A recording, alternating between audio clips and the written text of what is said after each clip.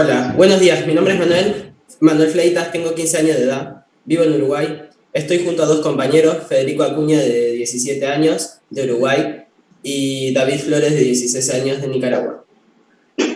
Somos representantes de NAPES, la plataforma regional por la defensa de los derechos de niñas, niños y adolescentes con referentes adultos privados de libertad.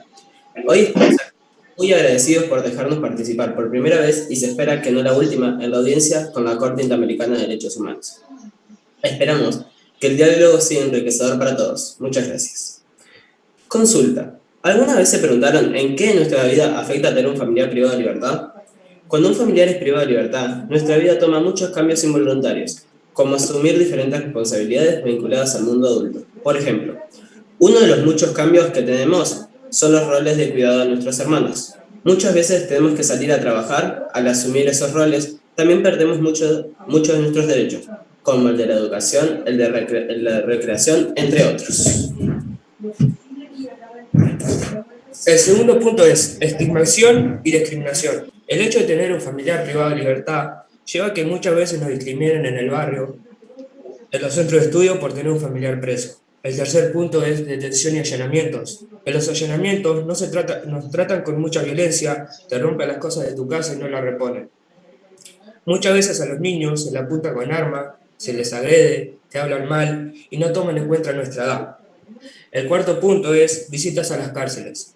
Nos gusta ver a nuestros familiares, pero no de esa manera. De hecho, nosotros no vamos porque no nos gusta ese lugar, porque no nos gusta verlos ahí y nos parece inseguro. Hay una degradación en el trato hacia los niños, niñas y adolescentes, y hay nuestros familiares que nos acompañan. La revisión a las personas es muy violenta. En algunos países aún los hacen desnudar porque no hay escáneres en todas las cárceles. Los lugares para las visitas no son íntimos y tampoco saludables, ni agradables para que vayan niños y niñas. A veces las visitas conyugales, visitas de pareja, son a la vez que las visitas familiares, y eso no puede ser porque los niños quedan solos, y eso es peligroso. El quinto, mujeres privadas de libertad que viven con sus hijos o hijas pequeños en la cárcel. Otro tema que queremos plantear es sobre la cárcel y las madres, con niños y niñas. En esos lugares hay una gran falta de cosas como privacidad para la madre y el niño y niña, las mismas quedan expuestas a situaciones de violencia, a la convivencia, por habitar y circular en espacios reducidos. No existen en las cárceles espacios adecuados de recreación para que los pequeños, a sí mismos, hay una gran falta de alimentos para una alimentación balanceada para el desarrollo de niños en su crecimiento. Recomendaciones. Tenemos derecho a tener información sobre la situación de nuestro familiar preso, dónde están, cuánto tiempo estarán privados de libertad, cómo están, que se capacite a los docentes para que sepan acompañar a los niños, niñas o adolescentes que viven en esa situación. Apoyo económico. El Estado es responsable de brindar apoyo económico a los familiares cuando un referente está privado de libertad. Esto también aplica a las personas que tienen prisión domiciliar. A las personas privadas de libertad se les tiene que brindar todo lo necesario para vivir en la cárcel: alimentación, artículos higiénicos, ropa de abrigo, ropa de cama, para que esto no recaiga en la familia. Si hay una mamá sola con sus hijos, que tengan en cuenta la prisión domiciliar, pero con apoyo socioeconómico. En cuanto a las visitas, que nos traten dignamente.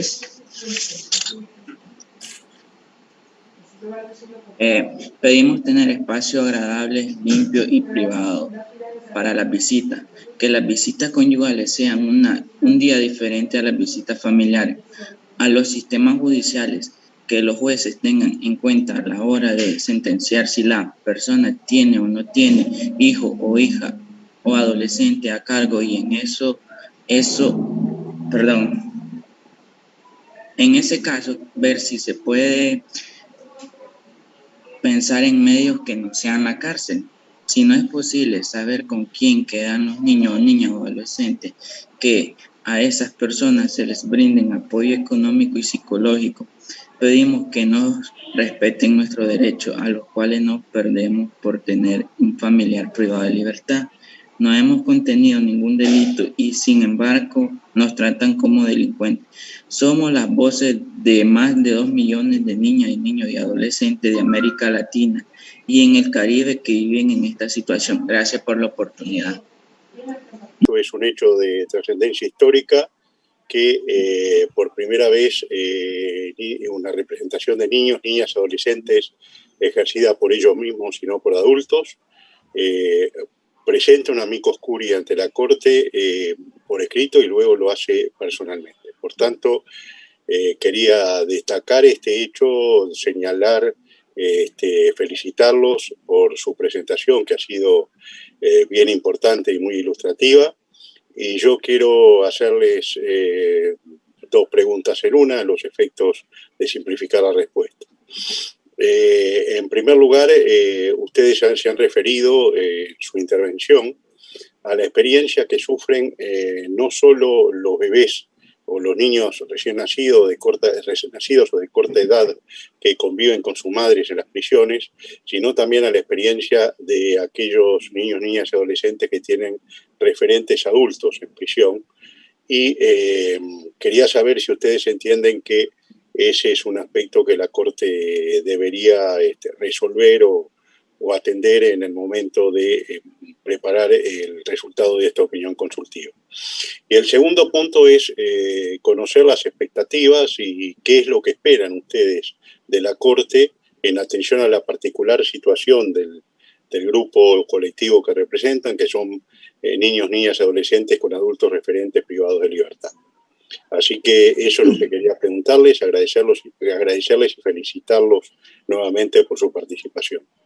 Y respondiendo a la primera pregunta, ¿qué entienden que la Corte debería tener en cuenta? A los niños y niñas y adolescentes con familiares presos, sí. De los 5 temas que hablamos, 4 de ellos es de la situación que sufren niños y niñas y adolescentes cuando está con un familiar privado de libertad, y uno solo de ellos es sobre los niños y niñas, bebés que están en la cárcel con sus madres.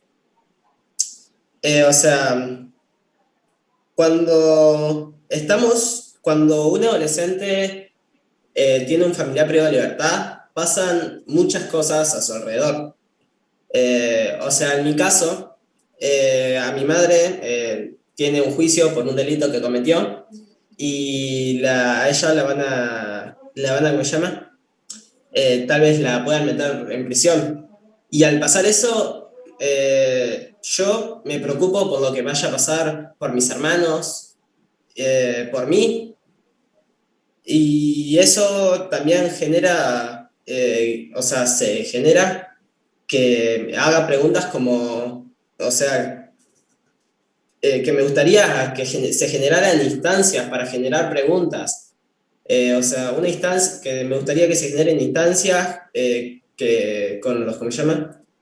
Que los adultos tengan instancias para generarle preguntas a los niños, niñas y adolescentes sobre qué opinan sobre lo que está pasando, si no se logra, pónganle, mi madre es sola con 4 niños y ella está nosotros somos 4. Y eso no se sabe. Si a ella la llegan a poner en prisión, no se sabe lo que vaya a pasar con nosotros. Y a mí me gustaría que se generaran instancias para preguntar qué es lo que nos gustaría que pasara con nosotros. Ponerle a mí, que soy el más grande, me gustaría que se generara una instancia para hablar sobre eso. Igual que sé que le gustaría a muchos niños y adolescentes sobre esas mismas instancias. O sea, pasan muchas cosas que se necesitaría poder hablar y me gustaría ¿cómo se llama? Que la Corte tome en cuenta en esas instancias a los niños para hacerles las preguntas. Yo por ahora no tengo nada más. Muchas gracias, Manuel. Federico. Sí. Bueno, respondiendo a la segunda pregunta, ¿qué queremos que haga lo que estamos haciendo? Es para que vean también la situación de los niños que quedan fuera de la casa, fuera de la prisión, y tal vez no tienen nadie que lo cuiden, tal vez no quieren acabar en un INAU y no tener la crianza o la ayuda de la crianza de la madre, o tal vez el padre, capaz que la madre falleció, o X caso, y no tiene el apoyo de un padre o una madre para su crianza, también para sus estudios.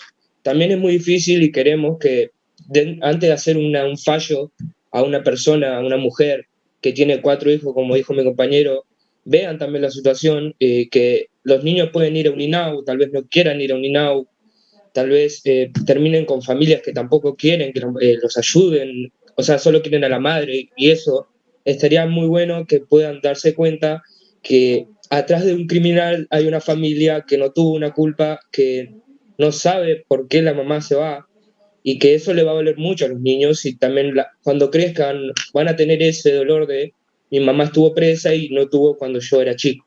Yo creo que eso es mucho de lo que queremos decir, que hay muchos niños que han sufrido eso y sufren eso, que su mamá está en prisión, tal vez tiene una tía que las cuide, pero la falta de la madre hace mucho en la casa. Bueno, Muchas gracias, Federico. Muchas gracias. Señora Presidenta, agradezco mucho la sinceridad de estas declaraciones que creo que son muy importantes para la Corte y no tengo más preguntas que hacer. Muchísimas gracias y felicitaciones a los chicos otra vez. Así es, señor juez. Muchísimas gracias.